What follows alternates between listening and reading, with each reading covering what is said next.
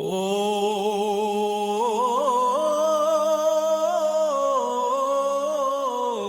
मणिपद में हूँ, ओ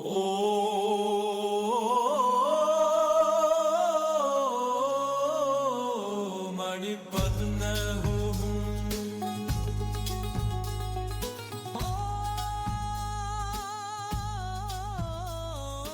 मणिपद में हूँ, मणिपद में हूँ,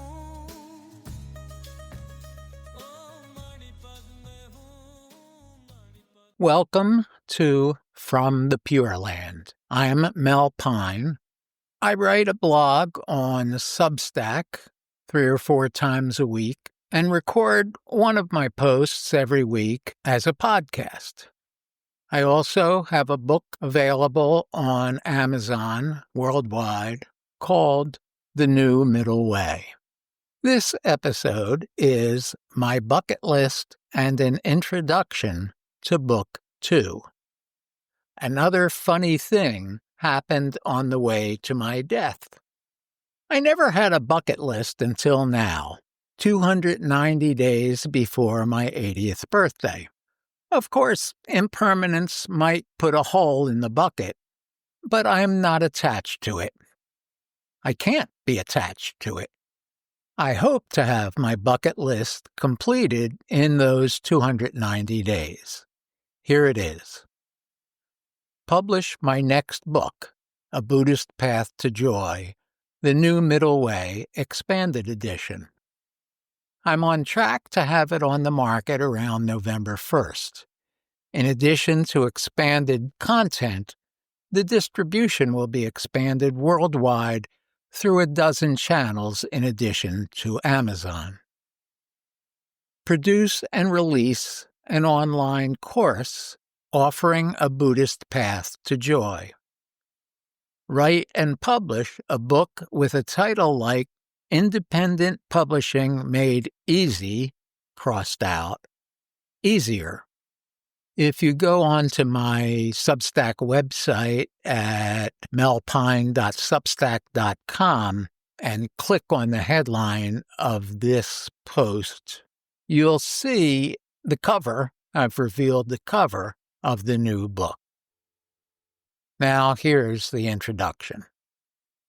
A funny thing happened on the way to my death. That's the opening line of the introduction to the New Middle Way. I explained that as 2014 started, with me approaching my 78th birthday in questionable health, I began preparing to die. That process led to an intervention. Call it divine if you like. The intervention led me to blog, podcast, and eventually write my first full-length book.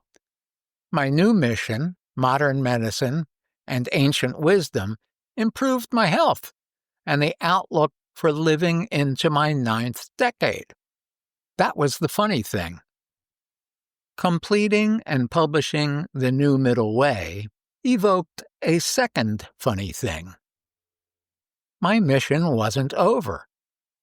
What I had learned by writing the book and reflecting on what I had written over the course of a year brought me to a new level of spiritual understanding and confidence in my ability to teach it.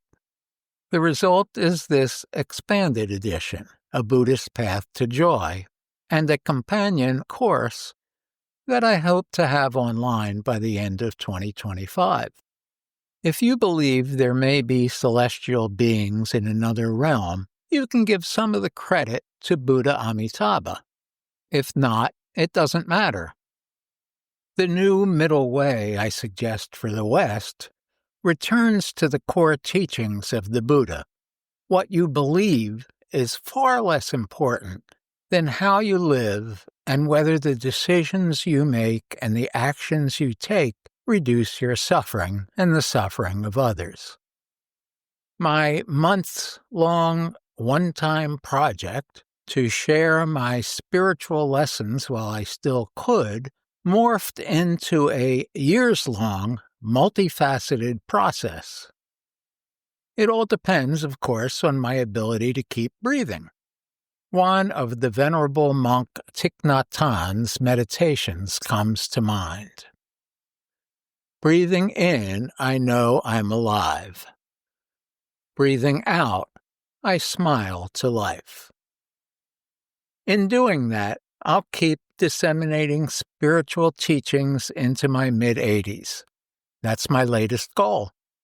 Take a moment to reflect with me on impermanence. My journey transformed from preparation for death to passion for continued life. I'm not interested in leaving a legacy. I've let go of enough ego that I don't care if what I teach remains associated with me after I have left the human realm. I do care that I have done my best while alive to manifest my deep, inherent desire to liberate others as well as myself from needless suffering. My bodhicitta. In candor, I hope my books, blog, and possibly an online course produce enough income to cover my expenses and help my wife and me through our final years. But the driving force behind all of it is bodhicitta. My hope for income and desire to spread the seeds of a new Buddhist middle way combine in another way. Publishing this expanded edition takes what was originally available only through the Amazon and Audible channels and, with added content, distributes it through more than a dozen more. Imaho. That's a Tibetan word I translate as, "Ain't it great?" It's an exclamation of wonder and joy, and it describes how I see the transformation in my life over the last 2 years. In the words of my primary teacher, Mingyur Rinpoche, if we transform our mind, everything we experience is transformed. I can confirm that, and I invite you to join me in the land of joy and wonder, the Pure Land in which I live. I can't claim that reading this book will get you there. I can only offer you pointers toward finding your own way. I wish you a fulfilling journey. These 2 volumes offer an experiential immersion into what I see as the essence of Buddhism. They're anecdotal and seldom linear. They avoid either-or logic in favor of both and. Perhaps this famous line from the Heart Sutra defies cognitive understanding. Form is emptiness. Emptiness also is form. Emptiness is no other than form. Form no other than emptiness. You can, however, experience it with an open mind, what Zen Buddhists call beginner's mind, free of preconceptions. This book features both and thinking frequently. Its inspiration may have been a deity, or not, or both. Volume 1 is a nonlinear, anecdotal approach to the basics of Buddhism, with details of my path and suggestions for yours. Volume 2 goes deeper into what I can share about a path to joy. In the Buddha's time and culture, traders used writing to keep track of their businesses. Spiritual teachers and students considered writing too mundane for recording sacred texts. They memorized, often employing verses and numbered lists to help them. The Buddha's teachings were passed down that way from generation to generation for over 400 years before they were first transcribed into the Pali language on palm leaves in 29 BC, roughly 450 years after the Buddha's death. These writings, plus some translated from other languages, form what's known as the Pali Canon, the earliest records of what the Buddha taught. Many consider the Pali Canon to be the Buddha's word. When reading English translations, I imagine Siddhartha Gautama speaking. I talk and write as though I am quoting him. Given all the uncertainties about teachings passed by word of mouth over hundreds of years and then translated many times in various languages, I can't be certain that the quotes are accurate or even if they come from a single individual. But that doesn't change my reverence of the teachings and the story of how they were first articulated. The stories and teachings are real because of the wisdom within them and the millennia through which they pass. The Pali Canon, organized into printed books, contains 40 to 50 volumes totaling more than 20 million words. For comparison, Pali Canon, 20 million words. Jewish Bible, 300,000 to 320,000. Protestant Bible, including the New Testament, 783,000 to 790,000. Catholic Bible, 800,000 to 820,000. Quran, 75,000 to 80,000. So you remember the Pali Canon is 20 million words. And the Pali Canon isn't the end. As Buddhism grew out of the Ganges Valley and Southeast Asia, new translations and added material led to much larger Chinese and Tibetan canons. Thanks to diligent translators and the Internet, much of this material is available on your smartphone, tablet, laptop, or desktop computer, as well as printed books. So, where does one start? How does one learn to understand Buddhism? Some of us, maybe all of us, have an innate openness to the Dharma, the teachings of the Buddha. For those of us in the West, perhaps something in our lives reached in and tapped that openness. I detail how that happened and continues for me in chapters 12, 13, and 14 of Volume 1. If you're new to Buddhism or you have just one toe in the water, one place to start is a book like What the Buddha Taught by Walpola Rahula. It conveys the basics based on the Pali Canon. Awakening the Buddha Within by Lama Surya Das. A personal, informal, and anecdotal overview of the various schools of Buddhism, written by a Vajrayana, third-wave teacher.